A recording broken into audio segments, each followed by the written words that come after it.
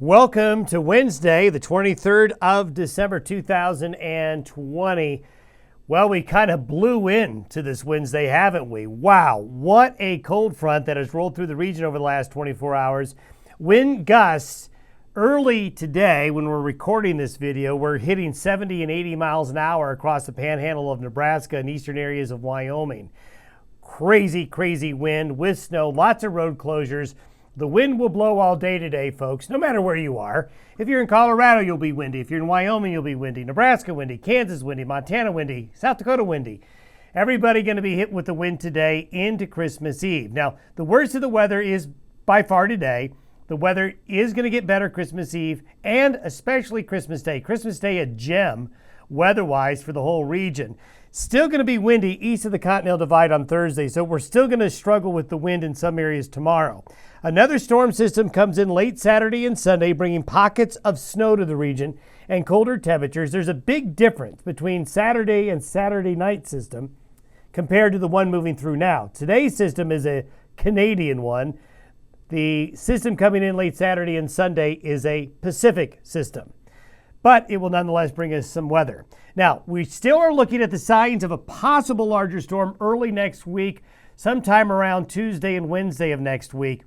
It does look like there is going to be a pretty significant winter storm somewhere in the high plains and Rockies Tuesday and Wednesday. The big question is, where is it going to track? Is it going to go north? Is it going to go south? Where is it going to go? But for those of you who have travel plans next week, you got to keep an eye on that storm because it could be a regional storm. That's something we really haven't had in several weeks. This is where we are today with the jet stream pattern. We've got that quick building ridge along the west coast, and that's what's driving that cold Arctic air south into the region here and making it so miserable. You can see the jet stream winds coming right out of the Arctic. That's why we've gone into an Arctic weather pattern here. This system, though, is a quick mover, and you'll see it moving off to the east. This is going to cause a lot of winter weather here over the course of the next couple of days through the Great Lakes. The whole Great Lakes region, the upper Midwest, parts of the Corn Belt will get cold and windy and stormy and icy and windy. For our neck of the woods, well, you're going to notice Christmas Eve. West of the Divide, if you're watching this podcast and you live in western Colorado, Utah, or western Wyoming, you're actually going to have a really nice Christmas Eve. The winds will back off considerably. But east of the Divide, you can see that we still have these strong winds aloft coming overhead. So it's still going to be windy in this area here on Christmas Eve. But this high pressure ridge that comes in off the west coast will be on top of us Christmas Day. There it is. Nice broad area of high pressure on Christmas Day. Christmas storm for the eastern Great Lakes and parts of New England here. Going to see a white Christmas there, pretty stormy weather. Now here's Saturday's cold front coming off the Pacific. So this high pressure ridge right here is what we call a transient high pressure ridge. It's going to be here briefly, enough to give us a nice day on Christmas Day.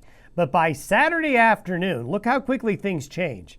The high pressure is flattened out by that trough, and this little guy right here will produce a period of snow late Saturday afternoon, overnight Saturday into Sunday in the mountains of Utah, Idaho, Montana, Wyoming, and Colorado. And we're also expecting that there may be some snow showers, a little bit of snow on the plains. Not a lot, but we'll need to keep an eye, especially on this area here, for maybe enough snow to make roads and highways slick late Saturday night into Sunday morning. So travelers, holiday travelers, keep that in mind. This guy right here is what's going to end up being a larger storm. The models are in agreement, very good agreement, that there's going to be a rather significant system coming out of this guy right here. But a lot of question marks. We're still pretty far out. Now, as we go forward, this is by Monday afternoon. So it comes off the west coast, heads to the Great Basin. If this takes this track, even California is going to get rain and even into the Great Basin. And you can see when you get a closed upper level low near that Four Corners region, that always is something to really keep an eye on. Now the question is, will it take a track more this way or stay on a track like this or somewhere in between? I can tell you that where this low goes will play a very large role and who gets the most snow out of it. The thing that I want to point out is we're way too far out for details, way too far out to say who's going to get snow and who isn't. But we need to say that anywhere in this box I'm drawing right here, that if you have travel plans in the time frame of Monday night, Tuesday, and Wednesday, this area here will have potential travel impacts. More areas will see more or less snow in this area, but that's the area we need to watch. This area right here, as we get into Sunday night and Monday morning, is going to be looking at winter weather conditions.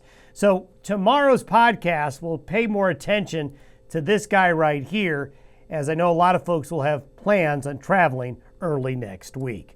A quick La Nina update. Look at those sea surface temperatures getting colder and colder in the subtropical Pacific. And you can see that blue and that green are all below average sea surface temperatures that go almost all the way across the Pacific Ocean. So La Nina continues to strengthen. We're also seeing some cooling up in the North Pacific. And this is something we pointed out with the last sea surface temperature map we showed you. The entire Pacific Basin is seeing its heat content continuing to get lower and lower. And that does have a very large impact on our weather and our climate going into 2021. We'll update you on Christmas Eve tomorrow. In the meantime, stay put, get through today's wind and cold. Better weather is coming.